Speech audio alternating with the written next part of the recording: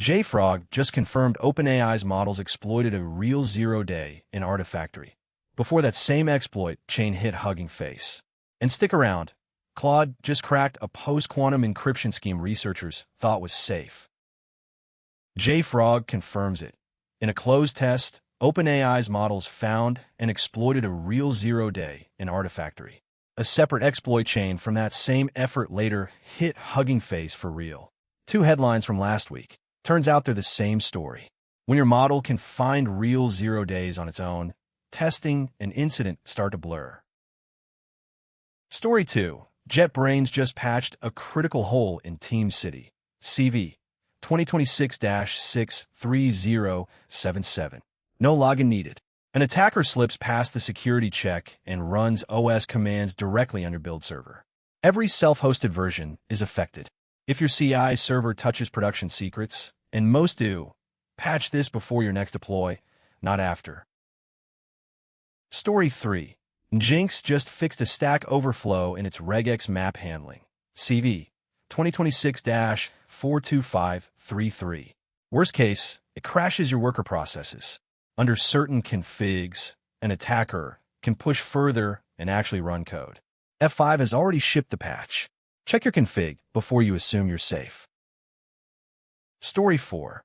Security teams have been racing to see if AI can outpace human bug hunting. Bloomberg's answer: AI-assisted tools found roughly twice as many flaws in 2026 as in 2025. Attackers use the same tools.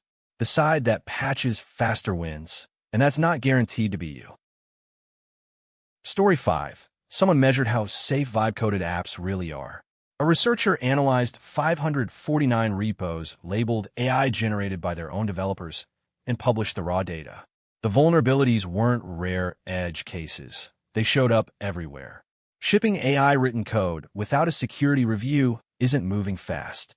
It's skipping a step that was never optional. Story 6. A researcher used AI to dig through the Linux kernel's traffic control subsystem and turned a race condition there into a full root exploit. That's kernel-level privilege escalation, found with AI assistance, weaponized end-to-end. The same AI helping you patch bugs can just as easily help someone else write the exploit first. Story 7. Microsoft shipped its first security-specific AI model, MAI Cyber 1 Flash, built for threat detection and analysis. The pitch: roughly half the running cost of GPT-class models. Cheaper doesn't mean weaker here. It means security teams can actually afford to run AI checks on everything, not just the alerts that already look scary. Story 8. NVIDIA, Microsoft, Cisco, IBM, and over 30 other companies formed an alliance to set security standards for AI agents. Translation: the industry agrees autonomous agents are already risky enough to need shared rules, not just individual guardrails. When your competitors agree on a threat, take it seriously too. Story 9. Check Apple's latest security update credits. Right alongside human researchers, you'll find Claude and Codex. AI tools are now formally credited for finding real vulnerabilities in Apple software. Bug bounty programs built their whole reputation system around human names. That system just quietly got its first non-human line item.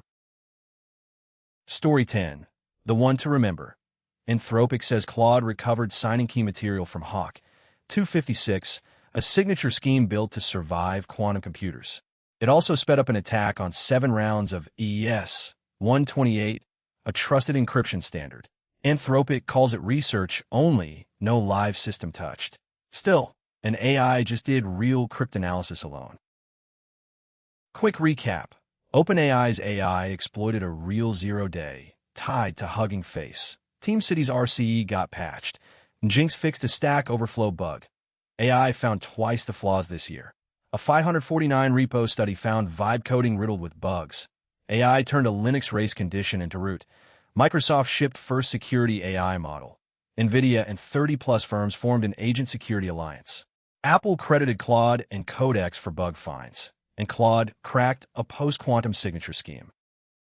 Every one of these started as just a test. Subscribe and ring the bell. 5 minutes a day, learn 10 times faster.